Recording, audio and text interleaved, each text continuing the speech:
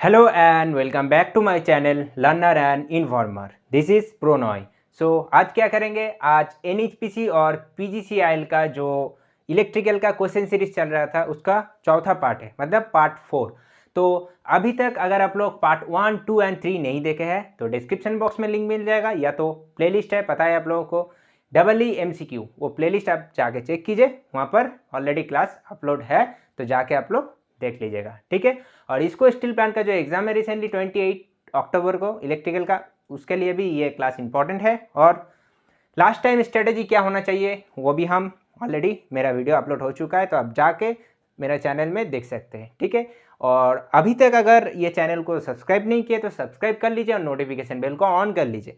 और मेरा एक दूसरा चैनल है लर्न विथ प्रोनॉय, वो बंगाली में है, वो भी जाके आप लोग देख सकते हैं, नॉन टेक पार्ट वहाँ पर होता है, और उस चैनल को भी आप लोग सब्सक्राइब कर सकते हैं, ठीक है। तो चलिए आज का वीडियो स्टार्ट करते हैं।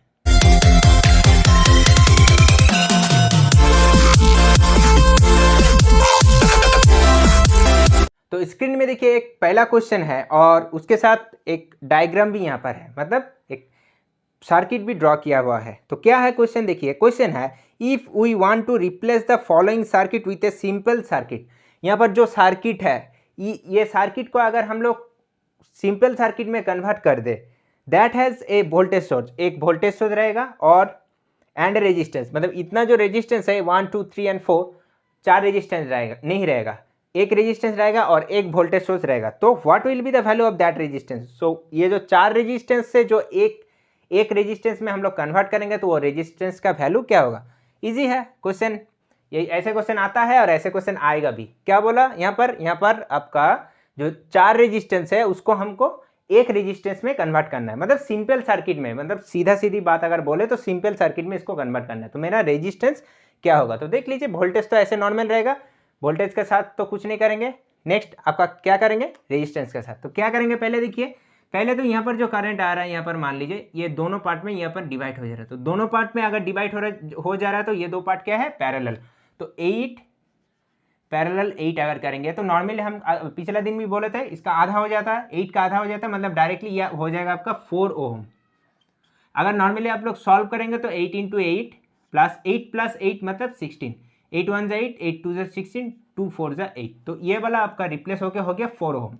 और ये जो वोल्टेज सोर्स है, ये वोल्टेज सोर्स का साथ ये 5 ओम कैसे हुआ, फिर देखिए ये 5 ओम हो गया, फिर ये जो दो पैरेलल में था ये हो गया आपका सीरीज में, ये कितना है 4 ओम, और नीचे कितना है, नीचे भी है आपका 5 ओम। तो ये तीनों क्या हो गया, ये तीनों हो गया आपका सीरीज में। तो अगर सीरीज में हो गया तो क्या होगा, तीनों होगा आपका ऐड। तो ऐड होगा तो क्या होगा, 5 + 4 + 5, what will be your answer, 5 4 9, 9 और 5 14 ओम इसका आंसर हो जाएगा option number A. I hope आप लोग समझ गए। आप लोगों को ड्रॉ करने नहीं बोला है, ओनली बोला है जो रेजिस्टेंस है, मतलब जो सिंपल सर्किट बनेगा उसमें जो रेजिस्टेंस का वैल्यू क्या होगा, ठीक है। पहला क्वेश्चन आप लोग आई होप समझ गए। दूसरा क्वेश्चन देखिए, दूसरा क्वेश्चन क्या है, दूसरा क्वेश्चन देखिए क्या है, दूसरा क्वेश्चन है, consider a 3 phase system and match the following. ये जो एक यहाँ पर क्वेश्चन देखिए स्क्रीन में जो जा रहा है, एक्टिव पावर के पास लिखा है, एक्टिव पावर ए में है, बी में है रिएक्टिव पावर, सी में है अपरेंट पावर, और डी में क्या है √3 VL/IL, ई में है √3 VL/IL sin phi, and F में है √3 VL/IL cos phi। और ऑप्शन में दिया है ए का साथ क्या होगा, एफ होगा ना, बी के साथ डी होगा, ऐसे आप लोगों को मैच करना है। तो यहाँ पर देखना है एक्टिव पावर क्या होता है, रिएक्टिव पावर क्या होता है, एंड लास्ट क्या है, अपरेंट पावर क्या होता है। तो देख लीजिए क्या होता है, देखिए एक्टिव पावर क्या होता है, एक्टिव पावर होता है √3 VL/IL इंटू cos phi। तो कौन सा ऑप्शन होगा, ए में तो है एक्टिव पावर, और आंसर क्या होगा √3 VL/IL cos phi। तो एफ में आपका आंसर होगा √3 VL/IL cos phi। ये हो गया आपका एक्टिव पावर, मतलब ये हो गया आपका एफ। दूसरा क्या है, दूसरा है आपका रिएक्टिव पावर, रिएक्टिव पावर है बी में। तो रिएक्टिव पावर क्या होता है, सब सेम रहता है, खाली यहाँ पर sin phi हो जाता है, √3 VL/IL sin phi। ये कौन सा ऑप्शन में है, ये है आपका ऑप्शन नंबर ई में है, ठीक है। और सी क्या है, सी है आपका अपरेंट पावर। अपरेंट पावर क्या होता है, साइन कॉस कुछ नहीं होता, only √3 VL into IL। Clear. तो ये किस में है, ये है आपका डी में। तो आपका क्या होगा आंसर, ए होगा एफ, बी होगा ई एंड सी होगा डी। तो कौन सा ऑप्शन में है, देखिए ए होगा ए, बी होगा ई एंड सी होगा डी। ऑप्शन नंबर बी इसका आंसर हो जाएगा। आई होप ये वाला आप लोग समझ गए। तो क्वेश्चन देखिए स्क्रीन में, क्वेश्चन क्या है, सर्किट तो यहाँ पर देखिए ड्रॉ किया हुआ है। क्वेश्चन है in the following diagram find the magnitude of the current in the 0.1 ohm resistor. तो ये जो 0.1 ओहम रेजिस्टर है इसमें से कितना करंट फ्लो हो रहा है, मतलब कितना करंट उसका मैग्नीट्यूड मांगा है। तो क्या होगा यहाँ पर हम लोग सॉल्व करेंगे, कैसे करेंगे, देखिए यहाँ पर 0.1 में से कितना करंट मेरा फ्लो हो रहा है ये तो निकालना है, ठीक है, ये आपको निकालना है कितना करंट आपका फ्लो हो रहा है 0.1 ओम से। तो एक काम यहाँ पर कर सकते हैं, देखिए नॉर्मली अगर आप लोग सुपरपोजिशन थ्योरम अगर लगाते हैं तो क्या करेंगे, पहले तो ये अगर कंसीडर करते हैं तो इसको ओपन करना पड़ेगा, फिर यहाँ से आप करंट मतलब ये जो पार्ट से कितना करंट है निकाल सकते हैं करंट डिवीजन रूल से। सेम नेक्स्ट बार में क्या होगा, नेक्स्ट बार आपका होगा ये कंसीडर करेंगे तो ये आपका ओपन होगा, फिर करंट डिवीजन रूल लगा के आप कर सकते हैं। तो क्या होगा, थोड़ा लंबा हो जाएगा, लेकिन और एक इससे भी अच्छा इजी प्रोसेस हम बता देते। देखिए और एक आप यहाँ पर काम कर सकते हैं, अगर नोडल एनालिसिस लगा देंगे तब थोड़ा डिफिकल्ट हो सकता है, लेकिन छोड़ दीजिए। और एक काम हो सकता है यहाँ पर सोर्स ट्रांसफॉर्मेशन हो सकता है। देखिए क्या है सोर्स ट्रांसफॉर्मेशन में, क्या होता है जब एक करंट सोर्स उसके साथ एक रेजिस्टेंस पैरेलल में होता है, जब एक करंट सोर्स एक रेजिस्टेंस के साथ पैरेलल में होता है तो वो सर्किट कैसे हो जाता है, वो एक वोल्टेज सोर्स में कन्वर्ट हो जाता है और उसके साथ जो रेजिस्टेंस था वो सीरीज में लग जाता है, ऐसे आपका हो जाता है, ठीक है। और बीच वाला क्या होगा, देखिए बीच वाला भी यहाँ पर 0.1 ओम हो जाएगा। फिर यहाँ पर भी सेम एक करंट सोर्स के साथ, हम बार बार बोल रहे हैं अच्छा से सुन लीजिए, एक करंट सोर्स के साथ एक अगर रेजिस्टेंस पैरेलल में रहेगा तब आपका सोर्स ट्रांसफॉर्मेशन में क्या होगा, वो हो जाएगा आपका एक वोल्टेज सोर्स, ये देखिए नीचे है तब आपका ये साइन भी नीचे होगा, एक वोल्टेज सोर्स के साथ वो जो रेजिस्टेंस किस में था, रेजिस्टेंस आपका था पैरेलल में, वो हो जाएगा आपका सीरीज में, तो ये रेजिस्टेंस आपका सीरीज में हो जाएगा, ठीक है। अगर मान लीजिए ये वाला आपका दिया हुआ रहता एक वोल्टेज सोर्स इसका साथ एक रेजिस्टेंस, तो ये अगर इस ये पार्ट को मतलब वोल्टेज सोर्स का जो वोल्टेज सोर्स का साथ अगर जो सीरीज में रेजिस्टेंस है वो पार्ट को अगर हम सोर्स ट्रांसफॉर्मेशन करना चाहते हैं तो क्या होगा, इसमें से यहाँ पर चल जाएगा, मतलब ये जो वोल्टेज सोर्स है ये आपका करंट सोर्स हो जाएगा और उसके साथ जो रेजिस्टेंस वो आपका हो जाएगा पैरेलल में। लेकिन आप पूछेंगे कि ये वोल्टेज कहाँ से निकलेंगे, नॉर्मल है V = IR,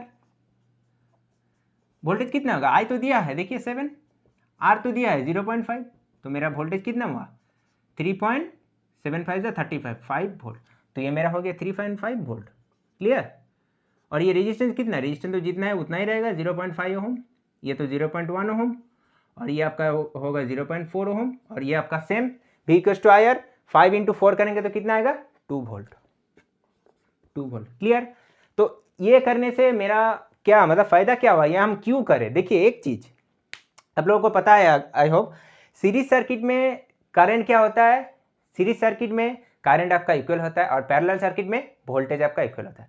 तो ये आपका सीरीज सर्किट हो गया, मेरे पास रेजिस्टेंस है, वोल्टेज है, V = IR, फिर लगा देंगे, या तो आप KVL भी लगा सकते हैं, यहाँ पर KVL भी यहाँ पर लगा देंगे तभी भी हो जाएगा, यहाँ पर अगर KVL लगा देंगे ये भी हो जाएगा, नहीं तो हम नॉर्मली V = IR से भी निकाल सकते हैं, क्योंकि देखिए जब आपका कन्वेंशनल पेपर होता है तब आप KVL ही यूज़ कीजिएगा, क्योंकि वहाँ पर एक स्टेप बाय स्टेप आपको करना पड़ता है, SSC JEE जैसे कन्वेंशनल पेपर होता है पार्ट 2 में। लेकिन आपका जो MCQ का एग्जाम होता है तब वहाँ पर KVL लगा सकते हैं, नॉर्मली आप कैसे भी कैलकुलेशन करके आपको आंसर ज़रूरत है बस। अगर आप लेकिन वह एक चीज़ आप लोग नोट करिए, कन्वेंशनल पेपर जब होगा तब आप लोग KVL यहाँ पर यूज़ करिएगा, ठीक है।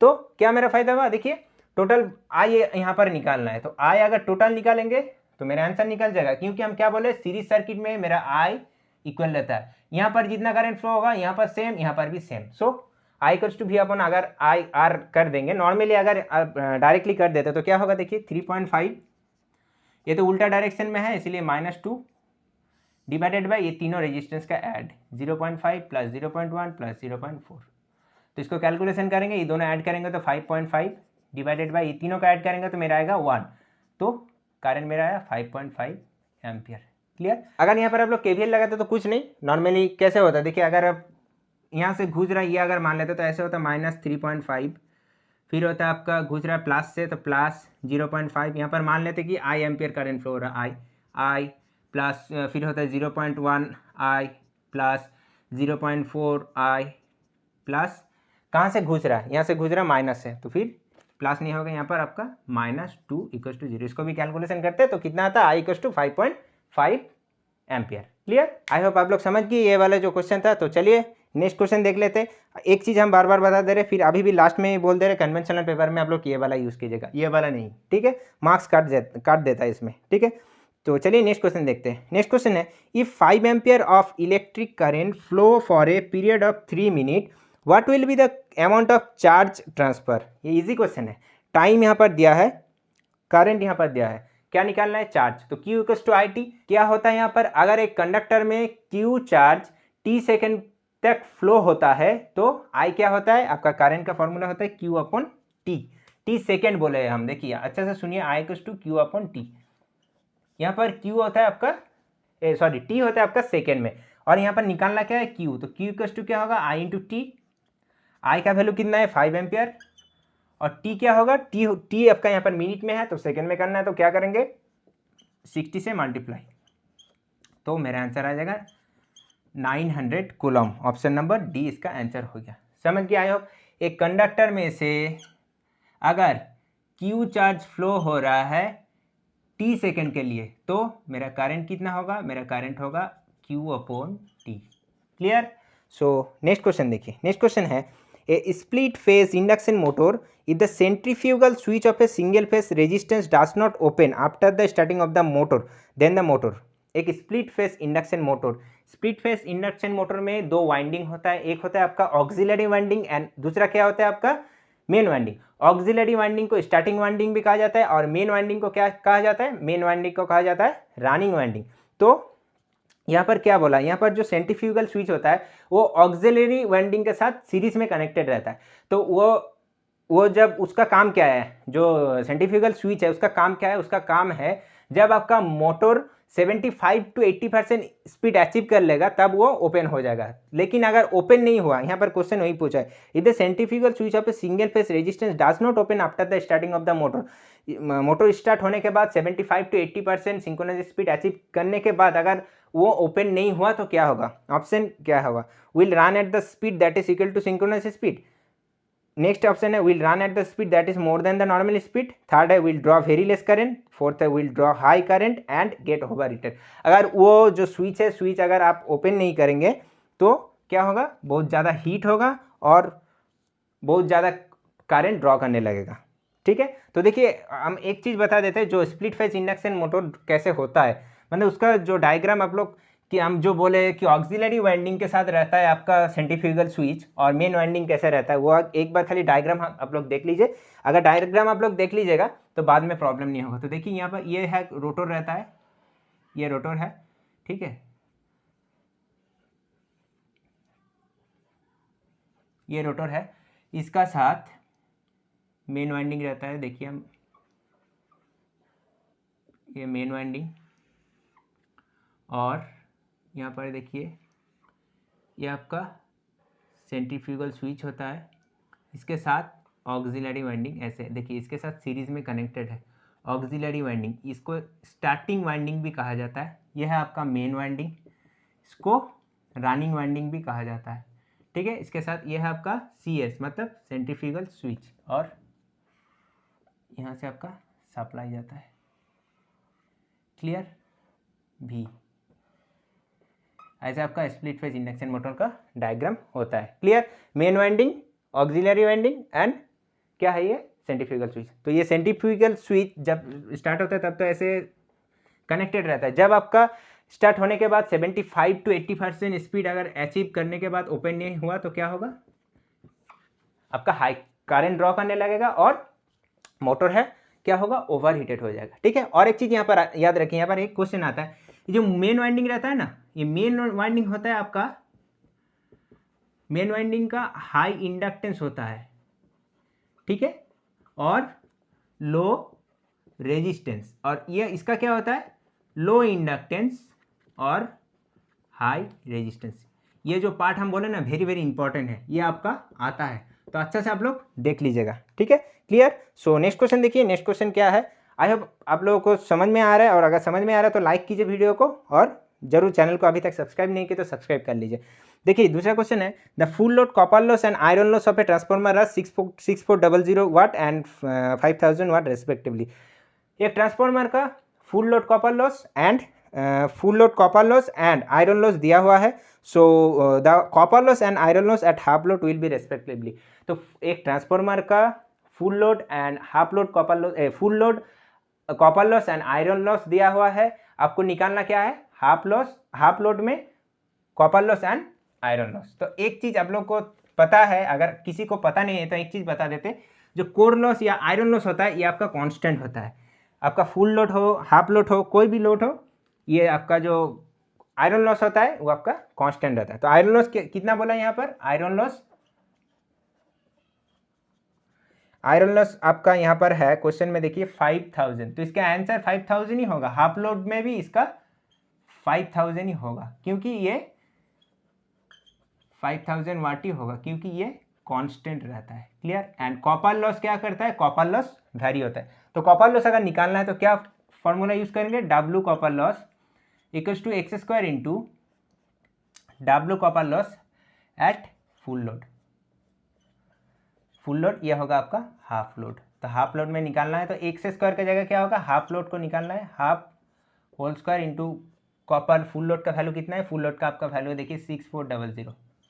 कैलकुलेशन करेंगे 1/4 इंटू 6400, इसका आंसर रहेगा 1600 वाट। तो क्या आंसर होगा, 1600 वाट एंड 5000 वाट। तो ऑप्शन नंबर डी इसका आंसर हो जाएगा।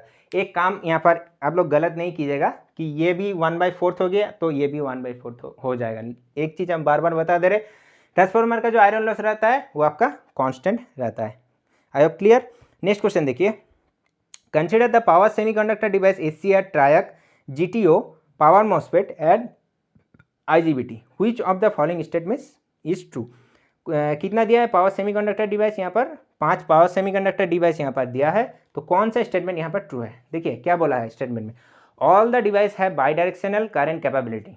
ये तो एकदम सरासर झूठ है, सब जितना भी है इसमें से सब आपका बाई डायरेक्शनल करंट कैपेबिलिटी का नहीं है। दूसरा क्या है, ट्रायक एंड IGBT है by directional current capability, whereas remaining device have unidirectional current capability. नहीं, देखिए यहाँ पर ट्रायक होता है बाई डायरेक्शनल एंड IGBT यहाँ पर बोला बाई डायरेक्शनल, लेकिन नहीं, IGBT यहाँ पर होता है यूनिडायरेक्शनल, ट्रायक होता है आपका बाई डायरेक्शनल। तीसरा ऑप्शन है triac and power MOSFET have bidirectional current, ये है अभी तक सही है। Capability where remaining device have unidirectional current capability, ये है सही। ट्रायक एंड मॉसफेट जो है, ट्रायक एंड मॉसफेट आपका होगा बाई डायरेक्शनल। ट्रायक एंड मॉसफेट क्या होगा आपका, बाई डायरेक्शनल। ट्रायक एंड मॉसफेट आपका होगा बाई डायरेक्शनल। और रिमेनिंग जो है क्या है इसमें, वेरियस रिमेनिंग डिवाइस है यूनिडायरेक्शनल करंट कैपेबिलिटी। रिमेनिंग जो है SCR GTO एंड IGBT, ये तीनों है आपका यूनिडायरेक्शनल डिवाइस। तो ऑप्शन नंबर सी इसका आंसर होगा। ऑप्शन नंबर डी पढ़ने का जरूरत नहीं है, क्योंकि ऑप्शन नंबर डी में देखिए IGBT फिर बोल दिया कि बाई डायरेक्शनल है, लेकिन IGBT है यूनिडायरेक्शनल। क्लियर हो गया आई होप। नेक्स्ट क्वेश्चन देखिए, नेक्स्ट क्वेश्चन है making capacity of a circuit breaker is equal to. देखिए ये जो क्वेश्चन है हम पिछला दिन एक न्यूमेरिकल लाए थे, उसी में हम बताए थे कि मेकिंग करंट क्या होता है, मेकिंग करंट इक्वल्स टू होता है 2.55 इंटू ब्रेकिंग करंट, और वहां पर से एक ब्रेकिंग करंट का वैल्यू भी निकालने के लिए बोला था। तो ऑप्शन क्या होगा, option number A, making current equals to, देखिए 2.55 इंटू ब्रेकिंग करंट। यहाँ पर ब्रेकिंग करंट IB से रिप्रेजेंट क्या हुआ जाता है, और ब्रेकिंग करंट का एक फॉर्मूला भी बताए थे, तो आप लोग लिखिए कॉमन में क्या ब्रेकिंग करंट का क्या फॉर्मूला था, S/√3 into VL, S/√3 into VL, ये था आपका ब्रेकिंग करंट का फॉर्मूला। क्लियर। नेक्स्ट क्वेश्चन देखिए, नेक्स्ट क्वेश्चन है which of the following technique is used to provide damping torque. इसमें से कौन सा टेक्निक यूज किया जाता है डैम्पिंग टॉर्क प्रोवाइड करने के लिए इन इंडिकेटिंग इंस्ट्रूमेंट। इंडिकेटिंग इंस्ट्रूमेंट में कौन सा टेक्निक यूज किया जाता है डैम्पिंग टॉर्क प्रोवाइड करने के लिए। तो ऑप्शन क्या होगा, ऑप्शन होगा option number D, fluid friction damping. यहाँ पर 3 डैम्पिंग होता है, एक होता है एयर फ्रिक्शन, दूसरा होता है फ्लूइड फ्रिक्शन, एंड तीसरा क्या होता है, ईडी करंट। तो ईडी करंट डैम्पिंग किस में यूज किया जाता है, PMMC मीटर में। क्लियर। फ्लूइड फ्रिक्शन किस में यूज किया जाता है, इलेक्ट्रोस्टैटिक मीटर में, एंड एयर फ्रिक्शन किस में यूज किया जाता है, मूविंग आयरन एंड इलेक्ट्रोडायनामोमीटर। ये 3 जो बता दिए, अच्छा से आप लोग लिख लीजिए कॉपी में, बहुत ज़्यादा इंपॉर्टेंट है। क्लियर। नेक्स्ट क्वेश्चन देखिए, नेक्स्ट क्वेश्चन है the hexadecimal equivalent of binary number. एक बाइनरी नंबर दिया है, उसमें वो जो बाइनरी नंबर है उसको आपको किस में कन्वर्ट करना है, हेक्साडेसिमल में। तो बाइनरी नंबर क्या है देख लीजिए, इजी है, 1110 1110, फिर है आपका 1101 1101, ये है आपका बाइनरी में। इसको कन्वर्ट किस में करना है, हेक्साडेसिमल में। तो ये तो इजी है, जब बाइनरी से हम लोग हेक्साडेसिमल में डिवाइड कन्वर्ट करते हैं तो क्या करते हैं, तब हम लोग 4 अलग अलग कर लेते हैं। तो अगर 4 अलग कर लिए तो 1110 और 1101, ठीक है। तो आई होप आप लोगों को पता है ये क्या होता है, 8421 और ये भी 8421। तो क्या होता है, 8 4 12, 12 2 14, 14 होता है आपका यहाँ पर 14, और ये होता है आपका 8 4 12, 12 और 1 13। क्लियर। तो 14 में हेक्साडेसिमल क्या होता है, 13 में हेक्साडेसिमल क्या होता है। आई होप आप लोगों को एक चीज़ पता है, जैसे हम लोग नॉर्मली डेसिमल नंबर लिखते हैं तो 0 1 2 3 4 5 6 7 8 9 10 11 12 कंटिन्यू करते जाते हैं, ठीक है। डेसिमल बाइनरी में अलग होता है, 0 1 से हम लोग रिप्रेजेंट करते हैं, और हेक्साडेसिमल में क्या करते हैं, 9 तक तो नॉर्मली होता है। जब आपका हेक्साडेसिमल 10, यहाँ पर डेसिमल में 10 हो जाएगा तो हेक्साडेसिमल में ए होगा, यहाँ पर 11 तो यहाँ पर बी, यहाँ पर 12 तो यहाँ पर सी, यहाँ पर 13 तो यहाँ पर डी, यहाँ पर 14 तो यहाँ पर ई। क्लियर, यह आपका हेक्साडेसिमल में होता है, ठीक है। और लास्ट क्या होता है आपका 15, फिर यहाँ पर होता है एफ। तो देखिए 13 में क्या है, 13 में है आपका डी, और 14 में क्या है, 14 में आपका है ई। तो आपका आंसर क्या हो जाएगा, ई डी आपका आंसर हो जाएगा, ऑप्शन नंबर सी इसका आंसर हो जाएगा, ठीक है।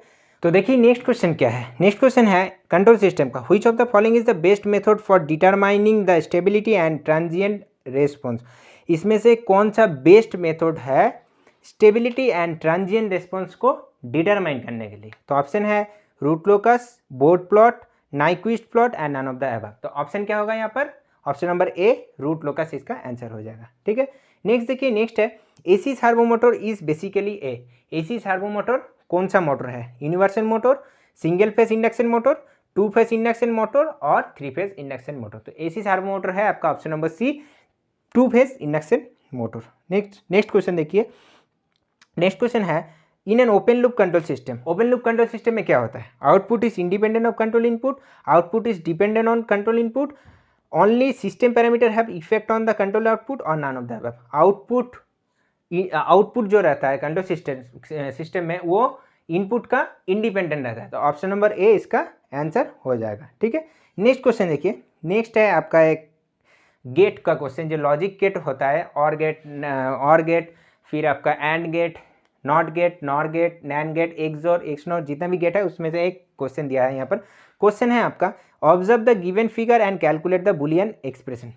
ये जो फिगर है, ये फिगर को ऑब्जर्व करने के लिए बोल रहा है, और क्या बोल रहा है, कैलकुलेट द बुलियन एक्सप्रेशन। जो बुलियन एक्सप्रेशन होगा 4 ऑप्शन में इसमें से कौन सा होगा, ठीक है। तो आप लोग अच्छे से देखिए, ये पहले तो ये सब जितना भी आपका न्यूमेरिकल आता है क्या करना है इसमें, पहले देखिए एक चीज़, पहले तो आप आइडेंटिफाई कीजिए ये कौन कौन सा गेट है, ठीक है। तो देखिए पहले ये कौन सा गेट है, देखिए यहाँ पर आपको आउटपुट आंसर, ये आउटपुट का आपको निकालना है, ठीक है। ये है आपका एंड गेट, ठीक है। ये जो हाफ डी, जैसे डी कैसे होता है, डी हम लोग लिखते हैं ना डी, इसको ये जो गेट ऐसे ही दिखता है, तो ये डी को कैसे क्या बोलते हैं हम लोग, एंड गेट। तो एंड गेट का आउटपुट क्या होता है, एंड गेट का आउटपुट होता है ए डॉट बी, मतलब आपका जो इनपुट आएगा, ठीक है, जो 2 इनपुट आएगा वो आउटपुट में क्या हो जाएगा, मल्टीप्लाई, ठीक है। नेक्स्ट है ये कौन सा गेट है, ये है आपका और गेट। और गेट में आउटपुट क्या होता है, ए प्लस बी, मतलब यहाँ पर से जो 2 इनपुट आएगा ये आउटपुट होके क्या होगा, 2 ऐड हो जाएगा। और ये है आपका नॉट गेट। नॉट गेट में ये जो यहाँ पर एक चीज़ आप लोग देख रहे हैं, यहाँ पर ऐसे करके इसको क्या कहा जाता है, इसको कहा जाता है बबल, इसको कहा जाता है बबल। तो इनपुट अगर हम ए देंगे तो मेरा आउटपुट क्या निकल के आएगा, वाई, आउटपुट निकल के आएगा ए बार। मतलब अगर 0 होगा आपका इनपुट में तो आउटपुट क्या होगा, 0 का, मतलब 0 का जब आप बार कर देंगे तो क्या हो जाएगा 1। अगर इनपुट अगर 1 देंगे तो आउटपुट में क्या हो जाएगा 0, क्योंकि बार में उल्टा हो जाता है, ठीक है।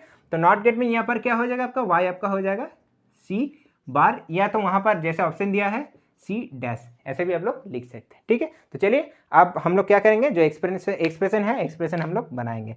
तो उससे पहले हम एक काम कर लेते, देखिए इसको हम लोग मान लेते y1, इसको हम लोग मान लेते y2 एंड फाइनल को मान लेते y। तो हम लोगों को क्या निकालना है, y का वैल्यू निकालना है। ठीक है, तो चलिए यहाँ पर अगर क्या बोले हम, यहाँ पर c जा रहा है, यहाँ पर ये कौन सा गेट है, नॉट गेट। नॉट गेट में क्या हो जाता है, जो इनपुट जाता है c वो कन्वर्ट होके c जो इनपुट रहेगा उसका ऊपर बार चढ़ जाएगा, मतलब अगर 0 होगा तो उल्टा हो जाएगा 1, 1 होगा तो उसका उल्टा हो जाएगा 0।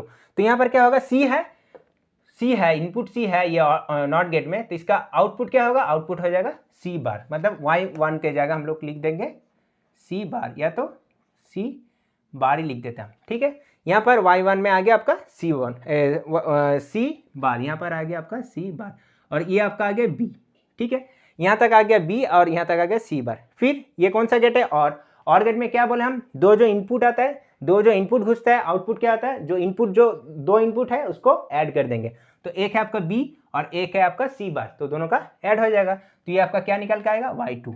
तो y2 आपका क्या होगा, एक होगा b प्लस c बार, ये आपका यहाँ तक हो गया। तो क्या होगा, फिर अब किसका काम होगा, एंड गेट का। तो एंड गेट का पहला इनपुट क्या है, यहाँ पर पहला इनपुट है आपका a, दूसरा इनपुट क्या निकल के आया y2 का b प्लस c बार। तो यहाँ पर आ गया आपका b प्लस c बार, यहाँ तक दो इनपुट आ गया। फिर एंड गेट में क्या होता है, आउटपुट का फंक्शन y इक्वल्स टू क्या होता है, a डॉट b, मतलब जो दो इनपुट आ रहा है दोनों को हम लोग मल्टीप्लाई कर देंगे। तो दो इनपुट क्या आ रहा है, एक तो आ रहा है a और एक तो आ रहा है b प्लस c बार। तो मेरा फाइनल y का वैल्यू क्या आएगा, एक तो आएगा a into b plus c बार क्या है y2। तो वहाँ पर हम लोग ऐसे लिख सकते हैं a into b plus c बार। तो ये आपका आंसर हो जाएगा। आई होप आप लोगों को क्लियर हो गया है, क्योंकि पहले तो ये जो जितना भी गेट होता है वो गेट आप लोगों को आइडेंटिफाई करना है। तो ऑप्शन नंबर सी इसका आंसर हो जाएगा, a b प्लस ब्रैकेट में b plus c dash, dash भी हो सकता है बार भी हो सकता है, कोई बात नहीं, हम बार से करें और डैश से करें, दोनों ही सेम है। ठीक है, तो आज का आई होप जितना भी क्वेश्चन था, ये क्वेश्चन आप लोगों को अच्छा लगा और डिफरेंट टाइप्स ऑफ क्वेश्चन लाए थे हम। तो अगर अच्छा लगा तो ज़रूर आप लोग वीडियो को लाइक कीजिए, दोस्तों के साथ शेयर कर दीजिए और नोटिफिकेशन बेल को ऑन कर दीजिए, उससे पहले सब्सक्राइब कर लीजिए। ठीक है, और हम पिछले वीडियो में भी बोले थे क्या रिक्वायरमेंट है आप लोगों का, अगर इंडिविजुअल सब्जेक्ट करेंगे आपका, अगर इंडिविजुअली सब्जेक्ट का ऊपर हम लोग MCQ करेंगे वो भी कमेंट करके बता सकते हैं।